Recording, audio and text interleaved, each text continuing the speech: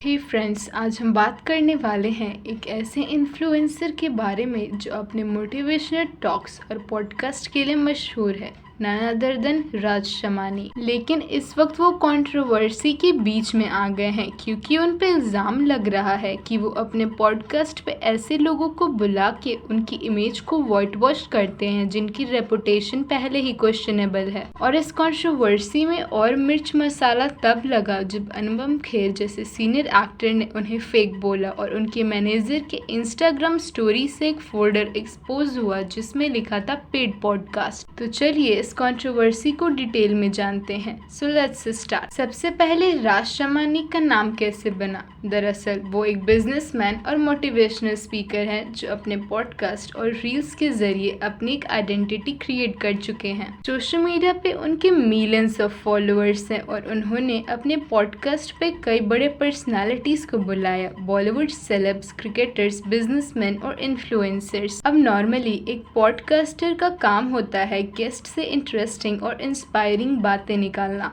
लेकिन राज पे ये इल्ज़ाम लगा है कि वो सिर्फ हाइप बनाने के लिए कंट्रोवर्शियल या इनफेमस लोगों को बुला लेते हैं जिससे उनकी इमेज को क्लीन और पॉजिटिव दिखाया जाए। सबसे बड़ा कंट्रोवर्सी तब शुरू हुआ जब राज ने अपने पॉडकास्ट पर विजय माल्या को बुलाया। विजय माल्या जो इंडिया के एक एक्स बिजनेसमैन हैं और जिनके ऊपर फाइनेंशियल फ्रॉड के सीरियस केसेस हैं, वो सडनली राज के पॉडकास्ट पे दिखाई दिए। वहाँ पे उनकी एक पॉजिटिव और चार्मिंग साइड को हाईलाइट किया गया, लेकिन लोगों का कहना था कि राज ने उनसे वो टफ क्वेश्चंस पूछे ही नहीं जो एक रिस्पॉन्सिबल होस्ट को पूछना चाहिए था। इंस्टेड उनका इमेज एक कूल बिजनेसमैन जैसा बनाया गया। इसके बाद लोगों ने कहना शुरू कर दिया कि राज अपने पॉडकास्ट पे इमेज वाइट वॉशिंग करते हैं, मतलब जिनके रेपुटेशन पे दाग है उन्हें अपने प्लेटफॉर्म पे बुला के एक अलग ही लाइट में दिखाया जाता है। इस चीज को लेकर के लोगों को भले ही विजय माल्या के टाइम तक विश्वास न हुआ हो, लेकिन जब युजवेंद्र चहल उनके पॉडकास्ट पे गए तब लोगों को ये साफ पता चल गया कि ये सिर्फ लोगों की इमेज को साफ करते हैं। क्रिटिक्स का कहना है कि राज अपने पॉडकास्ट को सिर्फ ब्रांडिंग और मार्केटिंग के लिए यूज करते हैं। डेप्थ और ऑथेंटिसिटी उसमें मिसिंग है, मतलब वो सिर्फ बड़ा नाम लाना चाहते हैं,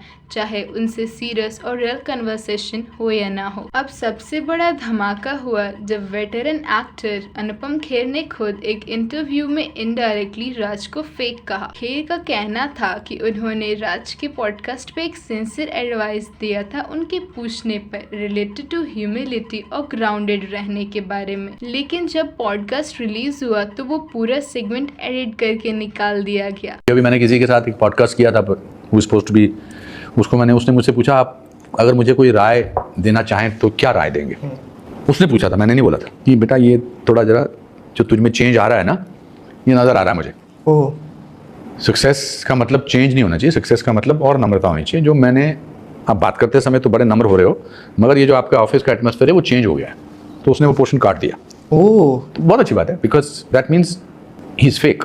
so whenever I see him talking about genuineness, I will be questioning in my mind कि ये तो फेक आदमी है। इसके बाद सोशल मीडिया पे राज को लेकर एक बड़ी डिबेट शुरू हो गई। एक तरफ सपोर्टर्स बोले कि एडिटिंग एक क्रिएटिव चॉइस होती है, दूसरी तरफ क्रिटिक्स बोले कि अगर आप जेन्युइन एडवाइस ही निकाल दोगे और सिर्फ ब्रांडिंग और मार्केटिंग के क्लिप्स रखोगे तो फिर आप सिर्फ एक इमेज सेलर हो। और अब कंट्रोवर्सी को एक नया ट्विस्ट मिला जब राज की मैनेजर नव्या ने अपने इंस्टाग्राम स्टोरी पे एक स्क्रीनशॉट शेयर किया जिसमें क्लियरली एक फोल्डर दिखा जिसमें लिखा था पेड पॉडकास्ट। मतलब ये इंडिकेशन मिलता है कि राज के पॉडकास्ट पे आना एक कॉमर्शियल डील भी हो सकता है। रेडिट और ट्विटर पे ये स्क्रीनशॉट वायरल हो गया और लोगों ने कहना शुरू कर दिया, देखो जो हम शुरू से बोल रहे थे वो सच निकला, राज अपने पॉडकास्ट पे सिर्फ पैसे के लिए लोगों को बुलाता है। यानी लोग कह रहे थे कि एक एपिसोड के लिए फीस ली जाती है जो कि कंटेंट की ऑथेंटिसिटी को क्वेश्चनेबल बनाता है। सच ये है कि बहुत टाइम से एक सेक्शन ऑफ ऑडियंस राज को लेकर स्केप्टिकल था,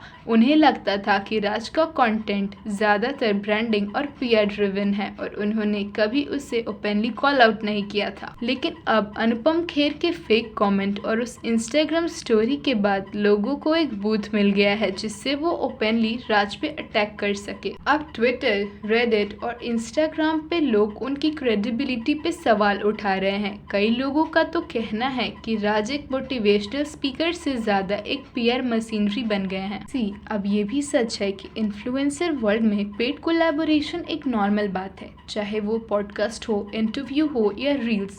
कंटेंट मोनेटाइजेशन हर जगह होती है। तो राज के सपोर्टर्स कह रहे हैं कि अगर उनका पॉडकास्ट पेड है तो उसमें गलत क्या है। हर क्रिएटर को अपने कंटेंट से अर्न करने का राइट है। लेकिन क्रिटिक्स का काउंटर पॉइंट है कि बात सिर्फ पैसे की नहीं है, बात है ट्रांसपेरेंसी और ऑथेंटिसिटी की।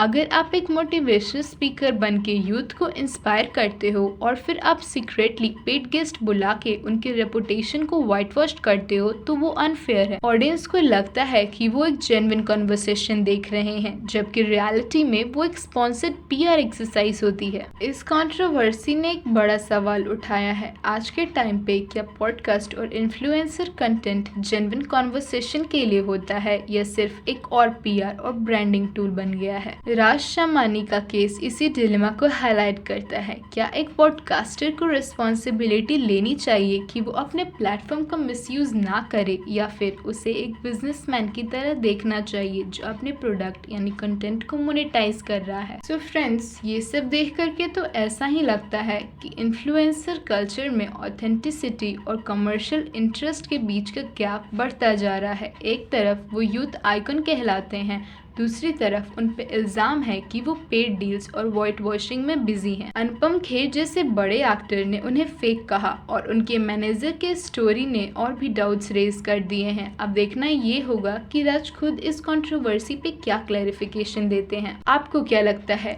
राज सिर्फ एक बिजनेसमैन है जो अपने पॉडकास्ट को मोनेटाइज कर रहे हैं या फिर वो सच में अपने ऑडियंस को मिसलीड कर रहे हैं? वेल, इस बात पर आपकी क्या राय है? Don't forget to comment it down.